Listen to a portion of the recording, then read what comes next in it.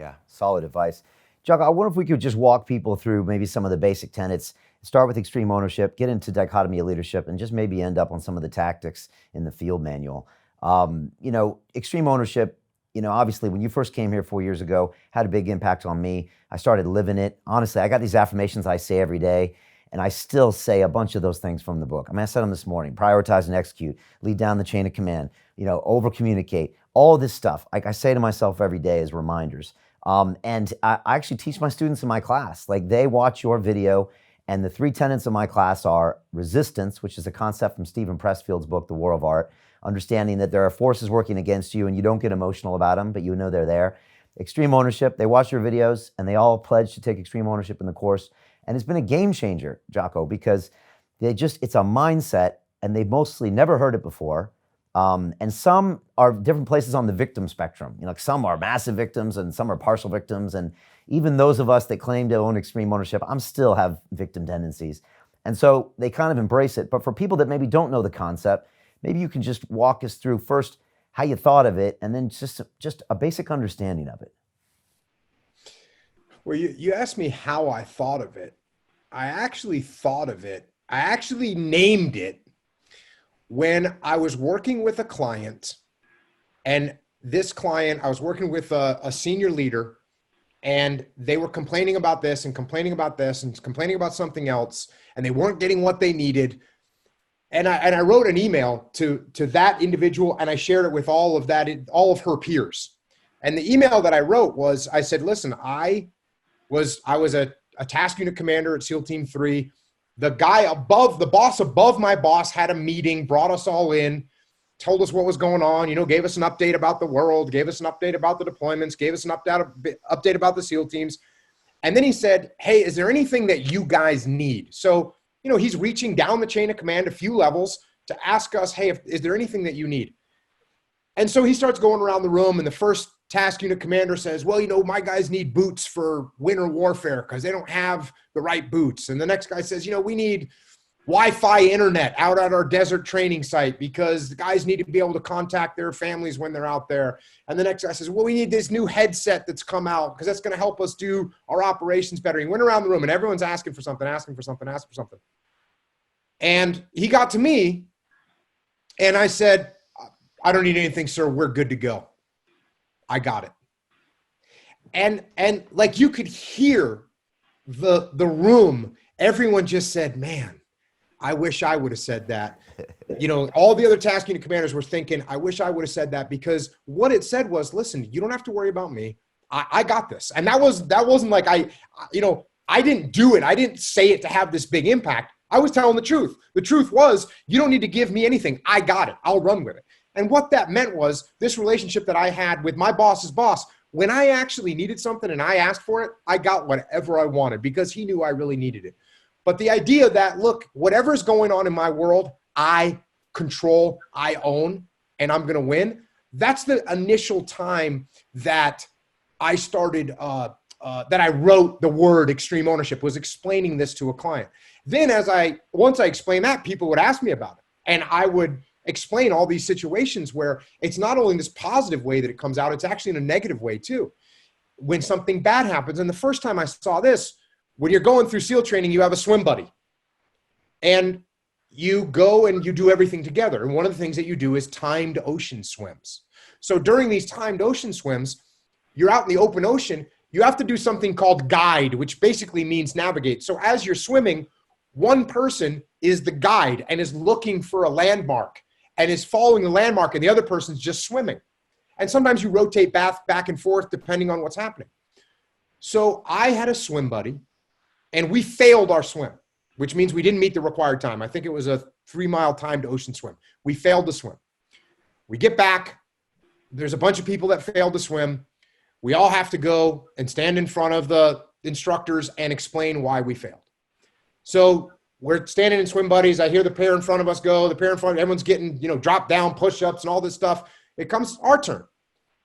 And the instructors, we walk into the office. The instructor goes, why'd you guys fail to swim? And my swim buddy goes, Willink doesn't know how to guide well. and I was I was surprised. And I saw the look on the instructors' faces. They all, not one of them took it as if as if I didn't know what I was doing. They all took it.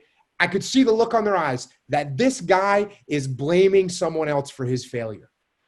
And they said, okay, well, if that's the case, we'll split you guys up. We'll give you new swim buddies. And so they split us up. They gave us new swim buddies. And I could see what they were doing. The next week, we had to swim 3 days later. I passed the swim because I actually did know how to guide. And the other guy failed to swim because he was a slow swimmer. It didn't have anything to do with guiding. So that was another thing that left a little mark on me in my mind that, oh, when you blame someone else, that doesn't work out well. Especially because in your mind, if you think, well, it's his fault, I don't need to change anything. Well, guess what? Then you don't change anything and you fail again. And that's exactly what happened to him. Me, I tried to pay more attention. Maybe I'm not a good guider. Maybe I do need to pay more attention. So what I found out was that if you start blaming other people when things go wrong, you don't improve yourself. And then you take that from a leadership perspective and a team perspective. And now you've got a team where when something goes wrong, if no one takes ownership of what went wrong, of what caused the problem, then no one says, you know what, I'm going to get this fixed. And the problems never go away. Whereas when you have a team where someone says, you know what, this was my fault and I will get it fixed, that problem's going to get fixed. And that attitude is going to spread, because when people blame each other for things, people get defensive. And when you get defensive, you start blaming someone else. And it's just a downward spiral of blame. Nothing ever gets owned and nothing ever gets fixed. And that attitude on your personal life, in an organization, as a team member, is it's the critical cornerstone of improvement. It's a critical cornerstone of improvement, because if you don't accept ownership of what went wrong, you're not going to change anything. If you accept ownership of what went wrong, now you can fix the problem. It's the most empowering thing that there is. The worst thing you can do is go through life saying, well, my business didn't succeed because the market changed, or the competitor did this to me, or my employees didn't understand. The minute you say that, you're not going to change anything. You're not going to treat your employees any different. You're not going to observe the market in any new way, right? All you're going to do is the same thing. Whereas if you say, wow, we failed, I didn't lead my team. I didn't explain to them. They didn't understand why they were doing. I didn't pay attention to how the competitors were maneuvering on me. That's my fault. I didn't pay attention to the market. I didn't believe my own data. There's people that get data back and they look at it, it doesn't fit what they believe, and so they ignore it. See that all the time. Instead of saying, you know what, actually, maybe I had a bad idea. This idea is mine. So it's not working. That's on me. What do I need to fix? What do I need to change? If you don't do that, you're never going to improve. You're never going to win. Yeah, it's funny you say that. When I tell all my students that from now on, everything is your fault, I see them on the Zoom and their eyes just kind of drop, right? And then I say, but actually, it's the most empowering thing you'll ever do, because now everything is also you determine your future. From here on out, it's no longer, like you said, the economy's fault or the president's fault or your wife's fault. It's now all on you. So at one point, it's kind of heavy, and then it becomes empowering. Yeah, you see this throughout life. You see this in everything. A real clear example, I'll see, we'll work with companies, and companies will have a big sales force, a bunch of people that are selling stuff. And there will always be front runners, and they'll be dominating and making a ton of money and making a ton of sales. And there'll be someone at the other end of the spectrum. And you talk to the other people on the other end of the spectrum and you say, hey, why aren't you making sales? And every single time, our leadership doesn't give us the right price point. Our market area isn't as good. Our competitor does these moves, and that's why we can't keep up with them. And in the same company, with the same price point, the same area of operations, the same competitors, these people are over here dominating, and these people are over here losing. And that's a metaphor for all of life. Everyone is up against resistance, as Pressfield called it. I've said before, the world wants you to lose. The world wants you to lose. The world is here to beat you. And if you have to stand up and fight it.